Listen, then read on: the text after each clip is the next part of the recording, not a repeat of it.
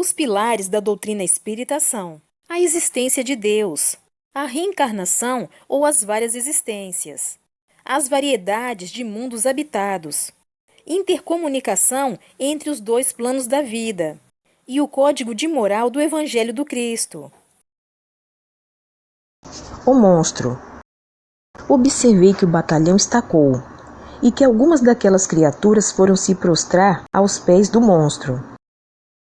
Rendiam ou pareciam render-lhe humildemente culto como se lhe fosse um deus. Orcus passou-me a destra frente aos olhos e senti que minhas percepções se ampliaram grandemente como se eu, de súbito, colocara poderoso binóculo. Passei a vê-los de perto, como se estivessem ao alcance de minhas mãos. Recuei aterrado. Aqueles espíritos possuíam um só e único olho em plena testa, e a fisionomia cansada lembrava animais antediluvianos. A pele terrosa semelhava couro endurecido e áspero.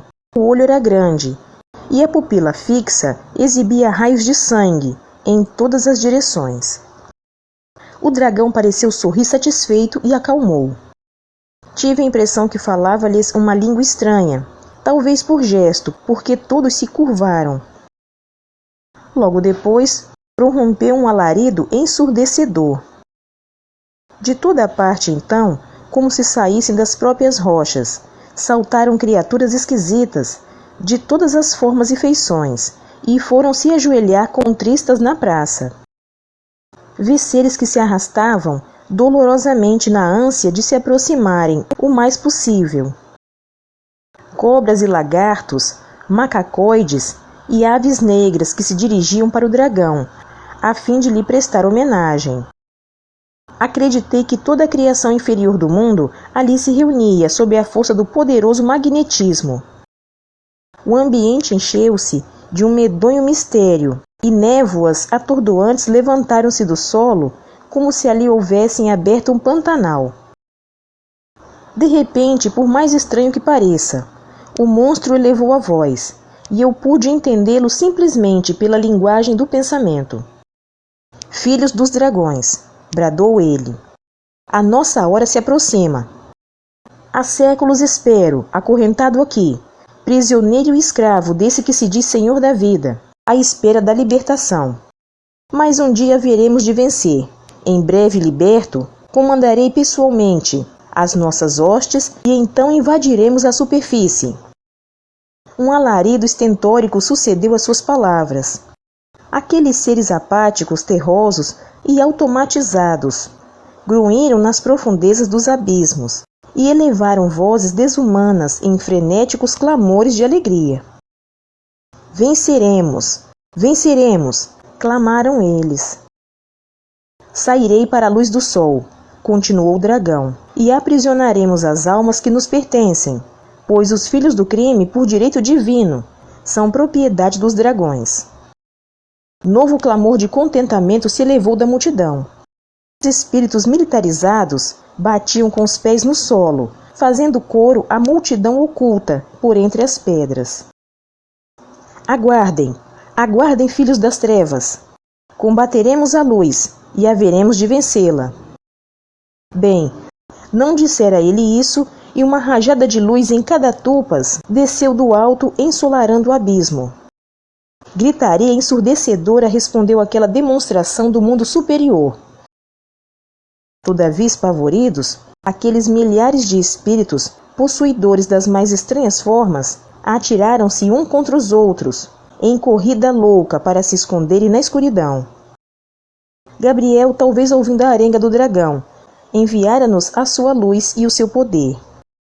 E aqueles seres infelizes e inferiores sentiam-se queimar e cegar-se ao contato da luminosidade sublime do anjo. Desesperados, chocavam-se nas trevas e mergulhavam nas reentrâncias e nas fendas como animais desorientados, que houvessem perdido a noção de dignidade e de amor próprio. Na praça, em pouco permanecia somente o dragão, vencido e despeitado, voltado para o chão, sofrendo a cruel amargura da derrota.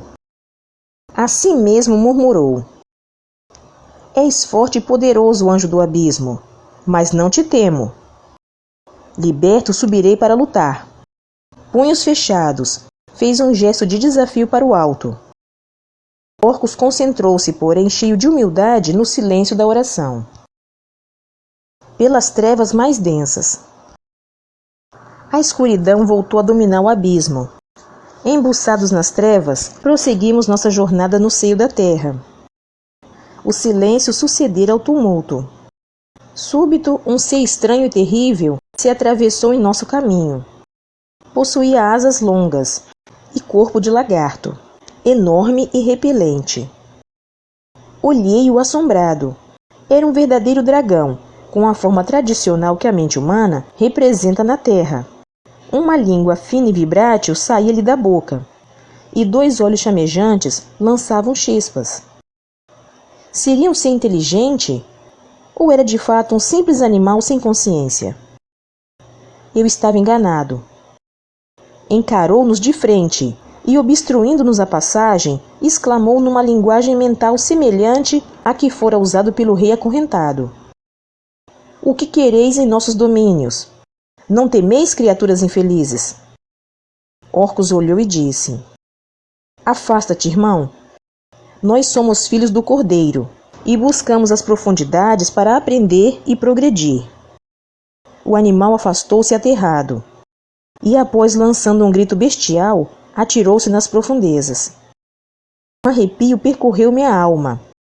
Contemplei os penhascos e senti-me imensamente só. Orcus compreendeu-me a indecisão e a luta íntima, porque me falou: É realmente esse um espírito terrível, que exibe a forma tradicional do dragão, conhecido pelos homens. Aqui encontraremos a cada passo espíritos envergando formas animalescas que vivem no abismo. Aqueles que fogem à luz do sol encontram ainda assim em Deus a misericórdia e o amparo. Descem aos abismos de sombra, metamorfoseando-se na decadência ou na degenerescência da forma. Embora o espírito não retrograde a forma, contudo degrada-se quando a mente estaciona no mal ou no pecado. Poderá o perispírito até desintegrar? E a mente, quem sabe, também poderá atingir os limites da desintegração? A nossos pés comecei a perceber olhos estranhos, que pareciam fincados na terra, e feições patibulares refletiam-se no solo.